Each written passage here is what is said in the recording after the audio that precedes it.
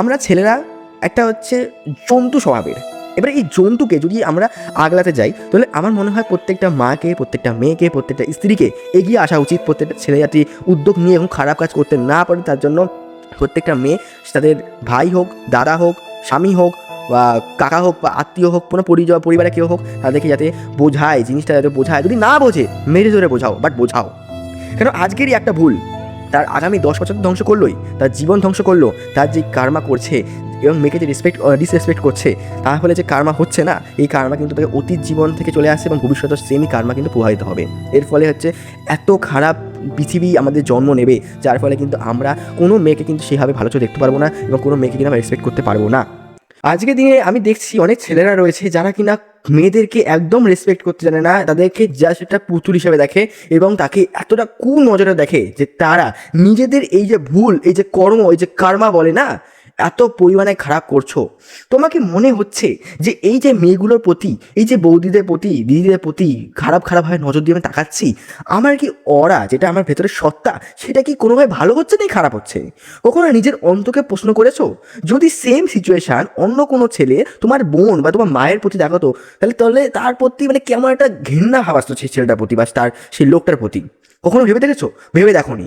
যারা আজকে ভেবে দেখোনি তারা আজকে ভেবে দেখো যে তুমি যে ভুলটা করছো, সেম ভুল যদি অন্য কোনো ছেলে করে তাহলে তুমি সেম রিয়াকশন কি দিতে পারবে?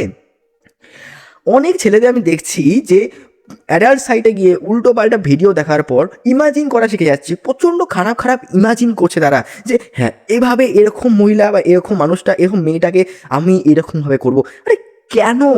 দিস ইজ আ মুভি, নামই হচ্ছে ব্লু ফিল্ম। তো তুমি সেই ফিল্মটা যদি রিয়েল লাইফের সাথে তুলনা করো তাহলে তুমি একজন মূর্খ। মানুষজনকে আমি সেই দেখছি, মানুষজনের হাবভাব দেখছি, তার ফলেই কিন্তু এই জিনিসগুলো হচ্ছে। আজকের দিনে রেপের পরিমাণ কেন এত বেশি? আজকের দিনে মেয়েদের ছেলেদের ডিভোর্স কেন হচ্ছে বেশি? কেন মেয়েরা নিজেদের রেসপেক্ট নিজেদের ধরে রাখতে পারছে না? কেন ছেলেরা নিজের প্রতি এটা আস্থা বিশ্বাস রাখতে পারছে না মেয়েদের প্রতি? কেন একটা ছেলে মেয়ের প্রতি এত খারাপভাবে আচরণ করা শিখে যাচ্ছে? সমস্ত কিছু কথা আজকে মোটিভেশনে পেয়ে যাবে। আজকে তোমাদের যারা ছেলেরা রয়েছে, যারা মেয়েরা রয়েছে, প্রত্যেকের এই ভিডিওটা খুবই ইম্পর্টেন্ট, বিকজ আমি এই ভিডিওতে একদম এক্সপ্লেইন করে দেবো যে তোমরা কোন জিনিসটা ভুল করছো এবং কীভাবে তোমরা নিজেদেরকে মানে পরবর্তী 10 বছর 20 বছর নিজেদেরকে ভালো রাখার জন্য চেষ্টা করতে পারবে। আশা করি তোমরা এখনও অবধি বুঝে গেছো টপিকটা, ঠিক আছে? যদি টপিকটা বুঝে না থাকো তাহলে আমার কিছু করার নেই। এই টপিকটাতে আমি অনেকগুলো পয়েন্ট করে নিয়েছি, সেই পয়েন্টগুলো আমি তোমাদের কাছে তুলে ধরবো, ঠিক আছে? সেই পয়েন্টগুলোর মাধ্যমে কথা বলবো যাতে তুমি বুঝতে পারো যে কোন কোন পয়েন্টে কী কী নিয়ে কথাবার্তা হয়েছে, ঠিক আছে? নাম্বার 1 পয়েন্ট, মেয়েরা কারা? Who is this girls? বলতে গেলে মেয়েরা, মহিলা, মেয়ে, বৌদি, মা, কারা এরা? এরা প্রত্যেকে একজন মা। তুমি মাকে যেভাবে রেসপেক্ট করো, মাকে যেভাবে যে চোখে দেখো, প্রত্যেকটা মেয়েকে তুমি সেরকম চোখে দেখতে কখনোই পারবে না। এটা হয় না।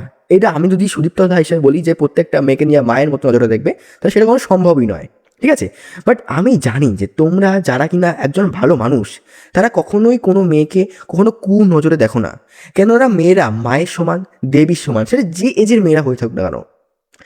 আজ যদি এই মেয়েরা পৃথিবীতে না থাকতো, তোমার মতো একজন মানুষ বা তোমাদের মতন একজন গোষ্ঠী মানুষ কখনোই তৈরি হতে পারতো না।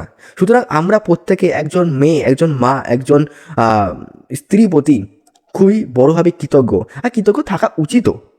আমার মনে হয় প্রত্যেকটা ছেলে যারা কিনা আজকে পৃথিবীতে ভূমিষ্ঠ হচ্ছে, তাদেরকে একটা জিনিস শেখানো উচিত স্কুলে, যে how to respect a girl, ঠিক আছে? এইটা মানুষজন শেখায় না, যার ফলে আজকের দিনে ছেলে মেয়েদের মধ্যে এরকম একটা পরিস্থিতি ঘটছে, যেটা তুমি ভালো করেই জানো কি করছে, ঠিক আছে? আমরা চলে আসবো নেক্সট পয়েন্টের দিকে। নেক্সট পয়েন্টে কি? আজ কেন তারা সিকিওর ফিল করে না? আজ কেন তারা সিকিওর ফিল করে না? যদি এই কথাটা বলতে যাই তাহলে বলতে হয় আজকের দিনে সিকিউরিটি ফিল না করার পেছনে মেয়েদের কিন্তু অনেক বড় ভূমিকা আছে। আজকে যারা জেনজিরা আছে, জেনজিরা যদি না বলি, অনেক মেয়েরা রয়েছে দেখছি যারা কিনা উল্টো পাল্টা ড্রেস পরে, উল্টো পাল্টা আচরণ করে রাস্তায় ঘুরে বেড়ায়, যারা কিনা উল্টো পাল্টা আচরণ করে রিলস বানায়, যারা কিনা উল্টো পাল্টা আচরণ করে মানুষের মনোরঞ্জন করার জন্য নিজেদের শরীরকে অর্গানকে দেখায়। এদের সাথে আমি কোনো মাত্রায় পণকে আমি ডিফারেন্স করতে পারি না, ঠিক আছে? আমরা ছেলেরা একটা হচ্ছে জন্তু স্বভাবের। এবারে এই জন্তুকে যদি আমরা আগলাতে যাই তাহলে আমার মনে হয় প্রত্যেকটা মাকে, প্রত্যেকটা মেয়েকে, প্রত্যেকটা স্ত্রীকে এগিয়ে আসা উচিত। প্রত্যেকটা ছেলে যাতে উদ্যোগ নিয়ে এবং খারাপ কাজ করতে না পারে তার জন্য প্রত্যেকটা মেয়ে, তাদের ভাই হোক, দাদা হোক, স্বামী হোক বা কাকা হোক বা আত্মীয় হোক, কোনো পরিবারে কেউ হোক, তাদেরকে যাতে বোঝায়, জিনিসটা যাতে বোঝায়। যদি না বোঝে মেরে ধরে বোঝাও, বাট বোঝাও। কেন আজকেরই একটা ভুল তার আগামী 10 বছর ধ্বংস করলোই, তার জীবন ধ্বংস করলো। তার যে কার্মা করছে এবং মেয়েকে যে ডিসরেসপেক্ট করছে, তাহলে যে কার্মা হচ্ছে না, এই কার্মা কিন্তু তাকে অতীত জীবন থেকে চলে আসছে এবং ভবিষ্যতে সেমই কার্মা কিন্তু প্রভাবিত হবে। এর ফলে হচ্ছে এত খারাপ পৃথিবী আমাদের জন্ম নেবে, যার ফলে কিন্তু আমরা কোনো মেয়েকে কিন্তু সেভাবে ভালো চোখে দেখতে পারবো না এবং কোনো মেয়েকে কিন্তু আমরা রেসপেক্ট করতে পারবো না। প্রত্যেকটা মেয়েকে আমার তরফ থেকে প্লিজ, প্রত্যেকটা ভাইদের, বোনেদের বা ভাইদের, দাদাদের কিন্তু বোঝাও জিনিসটা, ঠিক আছে? আর রেসপেক্ট তোমার বলতে সিকিউর ফিল না করার পেছনেও কিন্তু আমাদের দেশের বলতে গেলে প্রত্যেকটা নাগরিক দায়ী, ঠিক আছে? ছেলে হোক, মেয়ে হোক, সবাই। নেক্সট কোশ্চেন, পণ কতটা দায়ী এর জন্য? পণ 100% দায়ী এর জন্য। আজকে আমাদের এই ছেলেদের এই অবস্থা, তার জন্য পণ হচ্ছে 100% দায়ী। আজকে যারা দেখছে যে পণ এইভাবে হয়, অনেকে সাবস্ক্রিপশন নিয়ে থাকে, অনেকে খারাপ পণ দেখার জন্য উল্টো পাল্টা চাইল্ড পণ, আরও খারাপ মানে কত যে খারাপ আছে সেই সব সার্চ করে থাকে। এবং তাদেরকে বলতে চাইছি যে প্লিজ এইগুলো প্লিজ করো না, বিকজ এই এক একটা ভুল তোমার জীবন কিন্তু অনেকটা পর্যন্ত ধ্বংস করে দেবে। ভাবতেও পারছো না অতীত থেকে শুরু করে আজকে ভবিষ্যৎ, প্রেজেন্টে আছো, ভবিষ্যৎ তোমার কতটা ক্ষতিগ্রস্ত হতে চলেছে। মানে অ্যাডাল্ট সাইড কিন্তু আমাদের খুব খারাপভাবে ক্ষতিগ্রস্ত করে, ঠিক আছে? নেক্সট হচ্ছে আমাদের এই অ্যানিমেল ভাবটা কি করে কন্ট্রোল করা যায়। ইয়েস, আমরা আমাদের প্রত্যেকটা ছেলেদের মনে মধ্যে যে অ্যানিমেল ভাবটা আছে, সেই ভাবটা কন্ট্রোল করার জন্য আর কিছুই না, নিজেদের কি ঈশ্বরের প্রতি বিশ্বাস, নিজেদের মা বোন স্ত্রী প্রত্যেকের উপরে প্রত্যেকের কথা শোনা, পণ কম দেখা। মানে পণ তোমরা দেখবেই, জানা কথা, অ্যাডাল্ট সাইড তোমরা আসবেই, বাট তার মানে এটা না যে সবসময় ইমাজিন করবে, ঠিক আছে? তার মানে এটা তুমি সেটাকে ইমাজিন করে খারাপ কিছু কল্পনা করবে, এটা করো না। বাদ বাকি ঈশ্বরের প্রতি বিশ্বাস রাখো, ধ্যান করো, মানুষকে ভালোবাসো, স্ত্রী লোককে ভালোবাসো, তাকে রেসপেক্ট করা শেখো, আস্তে আস্তে আস্তে আস্তে আস্তে আস্তে হয়ে যাবে, ঠিক আছে? যেমন আমি কন্টেন্ট ক্রিয়েশন একদিনে শুরু হয়নি, একদিনে ভালো কথা বলতে পারিনি, সেরকম ধীরে ধীরে কিন্তু ইমপ্রুভ করতে করতে আজকে আমি সুদীপ্তদা, তুমি আমার ভিডিও দেখছো, সেরকমই হয় বলতে গেলে। এরকম কিন্তু জিনিসটা আমরা দেখতে পারি, ঠিক আছে? নেক্সট হচ্ছে কি, এর জন্য আমাদের ফিউচারে ম্যারেজের লাইফে একদম, এই কোশ্চেনটা খুব ভালো কোশ্চেন, যে এর ফলে আমাদের ফিউচারের ম্যারেজের কী সমস্যা হতে পারে, ঠিক আছে?